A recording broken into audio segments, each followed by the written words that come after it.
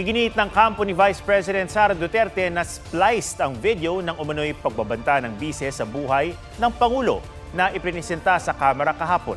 May report si Tina Panganiban Perez. May kinausap na ako na tao.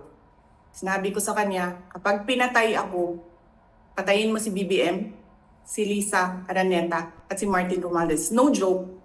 Totoo at hindi edited ang video na yan ni Vice President Sara Duterte na iprinisentang ebidensya sa impeachment hearing kahapon ayon sa NBI. It's part of the authenticated video.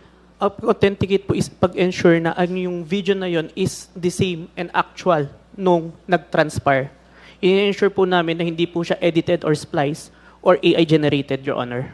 Grave threat at sedition daw ang mga sinabi ng bise at may lead na sila kung sino ang kinausap niyang hitman. Pero giit ng abogado ng bise, pili ang ebidensyang iprinisinta at spliced ang video. Hindi raw pinansin ang konteksto. Hindi raw ito pwedeng maging batayan ng probable cause at lalong hindi para sabihing may prima facie case laban sa bise na may reasonable certainty of conviction. Nalilihis kasi, ang importante is yung bang mismong pahayag ng Vice Presidente ay talaga bang criminal in nature at pwedeng aksyonan or maging impeachable offense.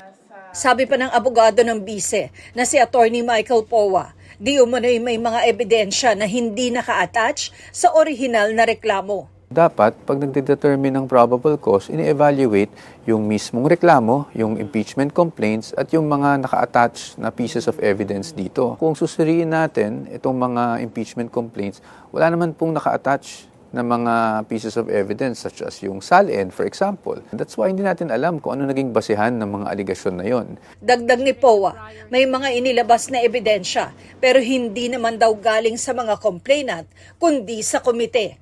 How do we expect the respondent to intelligently respond to all of these allegations kung after the fact na nag-file kami ng answer tsaka sila biglang maghahanap ng mga ebidensya kuno? Sana present nila sa Justice Committee, no? Problem is they're pronouncing this only to media and we cannot appreciate those pronouncements if not made during the forum before the Justice Committee.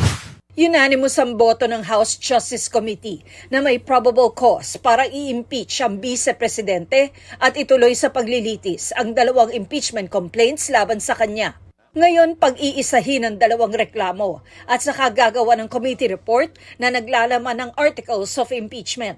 Pagbobotohan ito ng komite sa May 4 at saka iaakyat sa plenaryo na posibleng pagbotohan sa May 11. 1/3 ng lahat ng kongresista o 106 na boto ang kailangan sa plenaryo para ma-transmit ang articles of impeachment sa Senado. Pero alegasyon ng kapatid ng bise na si Congressman Paulo Duterte may tumatawag sa mga chief of staff ng mga kongresista para bumoto pabor sa impeachment kung ayaw raw nilang mawala ng budget ang kanilang distrito. Pinabulaanan niya ng ilang mambabatas, kabilang na si House Justice Committee Chair Jervy Luistro. Wala po tayong na-experience na ganyan. So we deny the statement of Congressman Pulong in as far as we are concerned. Oras na lumusot sa plenaryo, itatransmit ang impeachment complaint sa Senado na tatayong impeachment court. Kanina nagpulong na ang ilang senador para paghandaan ang posibleng paglilitis. Sa akin, ang 14th, the following day. May matanggap, the following day, we will report it to the Senate proper. And then, I will convene the Senate into an impeachment court. We will take our oaths and then follow the procedures that should be done. Kailangang in session ang Kongreso para tanggapin ng Senado ang articles of impeachment.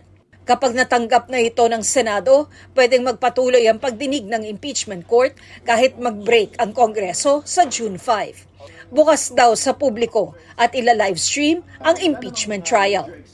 Tina Panganiban Perez, GMA News.